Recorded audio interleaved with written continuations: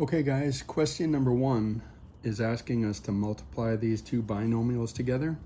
And as you know, I always make a grid like this. And I have 4 squares, 7k up here plus 2, and along the side 5k minus 9. And then I multiply 4 different times, 5k times 7k, 35k squared, 5k times positive 2 is positive 10k, negative 9 times 7k is negative 63k, negative 9 times 2 is negative 18. Then I always circle the like terms to remind myself that they must be combined, and my answer becomes 35k squared. Combine these, I get negative 53k minus 18, and that is choice C as in Charlie. Question 2 is asking us to write the equation to represent R in terms of P, pi, and 2. That's fancy code for get R all by itself. Okay, first thing I recognize is that there's an R here and here, so I can factor that R out. And now to recreate this, I have to put pi plus 2 inside here. And now if you think about it, R times pi gives you that first term, R times 2 gives you the second term. Okay, the reason I did that was to get R by itself, the next step is simply divide both sides by this pi plus 2, and I have to do it on both sides. These cancel each other out, and that actually becomes our answer right here. R equals P plus pi over 2, and that is choice A. Again, number 2 is A. Question 3 is probably the easiest question on the whole test. It's asking you what type of function is this, and since these are absolute value bars, this is an absolute value function. And in the multiple choice, that is D as in David.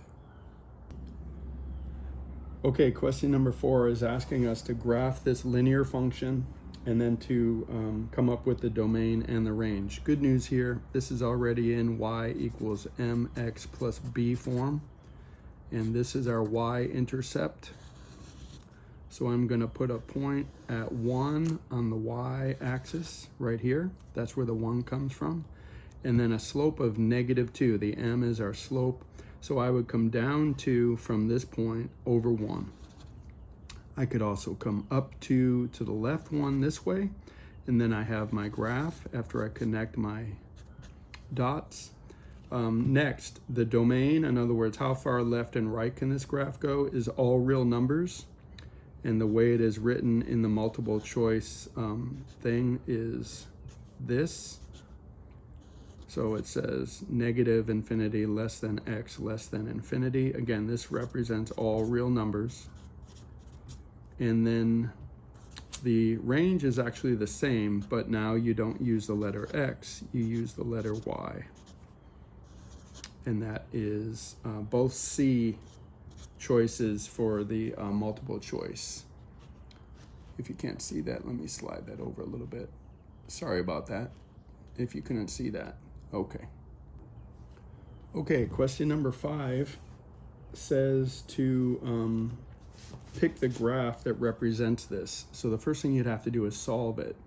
At first I thought I was going to divide everything by 4 here, but that does not get rid of the x over here. So instead I will rewrite this as 2x plus 4 less than or equal to 4x, use the word and on the other side I will do 4x less than 20. Hopefully you can see all that. Let's see. Yeah, you should be able to see that. Okay. So now I solve these separately. First I would subtract 2x from both sides here, and that leaves me with 4 less than or equal to 2x. Then I would divide both sides by 2 here. and that gives me x